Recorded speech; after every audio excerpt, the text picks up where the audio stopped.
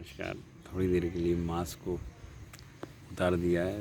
आप ये नहीं समझिएगा कि नियमों के पालन में मैं कोई कमी छोड़े हुए हूँ। हवा है, बहुत शांति है।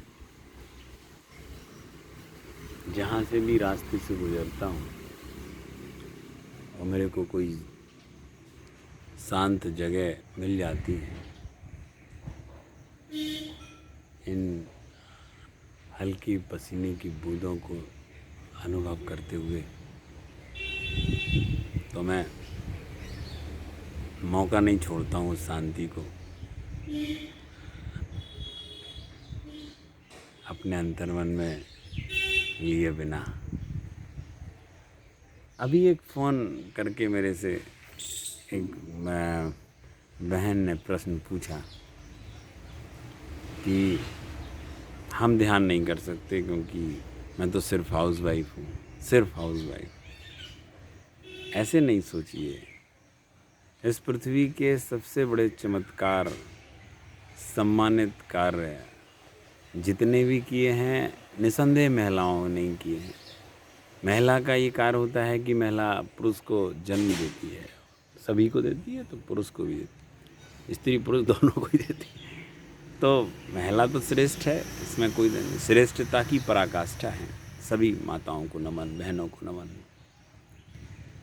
तो ये कहना कि वो सिर्फ हाउस वाइफ है, ये गलत है। कोई ये नहीं सोचे। उसके बाद फिर उनका प्रश्न है कि वो कैसे अपने कार्य को, 2 बच्चे हैं, पूरा घर का कार्य है, जॉइंट फैमिली है, मैं ध्यान के लिए समय नहीं निकाल पाती। कई बड़े बड़े ऑथर्स को सुनती हैं।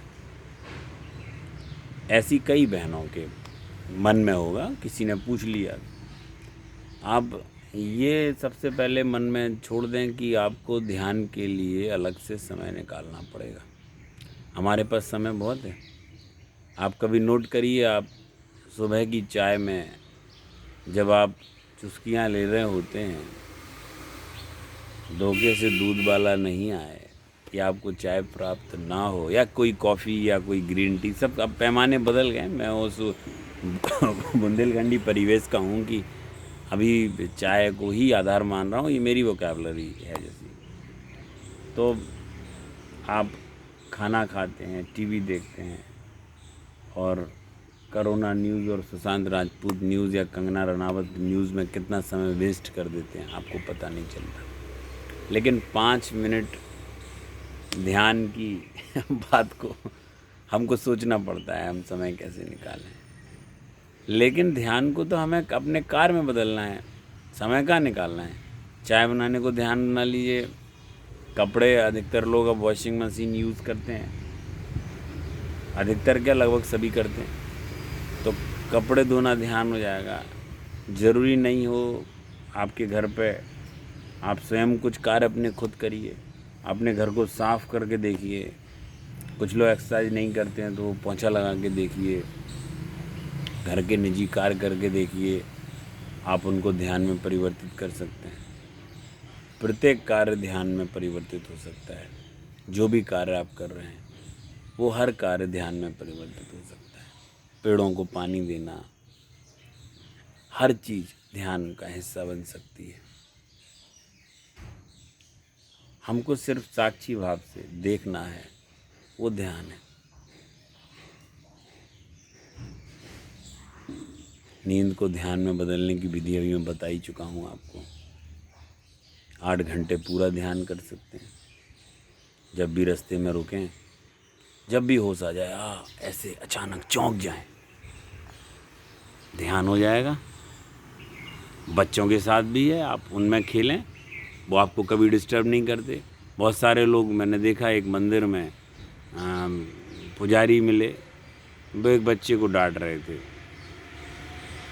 कि वो बच्चा बार बार भगवान का सिंदूर अपने मस्तक पे लगा रहा। मैंने उनसे बात की, प्रार्थना की, उनको बताया कि कैसे भगवान के पास आना चाह रहे हैं वो विरोध में पड़ रहा है।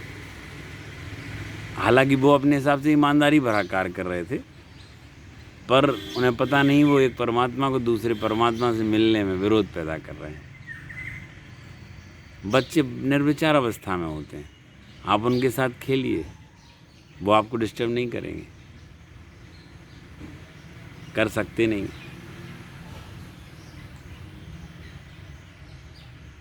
प्रयास करिए मित्रों, और इस कोरोना काल में बहुत सारे परिवर्तन आ गए हैं, प्रश्न बदल गए हैं। बहुत सारे लोगों की टेंशन भरे एक्सपीरियंस सुनता हूँ तो लगता है कि वो ये तैयारी में हैं कि वो अमर होकर के आएँ। 1 रुपये भी आप अपने साथ ऊपर नहीं ले जा सकते। कब मौत आ जाए किसी की गारंटी नहीं है, किसी की भी नहीं है। जब ये कोरोना काल शुरू हुआ तो मैं वीडियो बना के ये रख दिया कि कुछ की ध्यान की विधियाँ। कभी मैं सोचता था मैं लिखूं, पर अब मुझे लगता है कि लिखने की आवश्यकता नहीं है, कितना टेक्नोलॉजी उसका यूज़ किया जाए। तो एक भी सुई की नोक के बराबर आप कोई चीज़ ले नहीं जा सकते। किसी के भी बहुमूल्य समय को उसे तनाव दे के नष्ट ना करें। प्रत्येक व्यक्ति उतना ही अमीर है जितना अंबानी या रतन टाटा या कोई और। सभी की ज़िंदगी उतनी ही कीमती है जितनी आपकी। सभी का समय उतना ही कीमती है जितना आपका।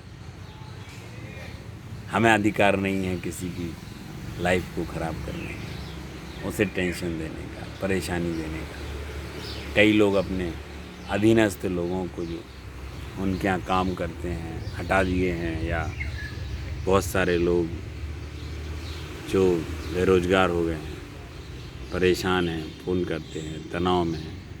आप एक चीज़ उपलब्ध मानिए, आपका जीवन बचे।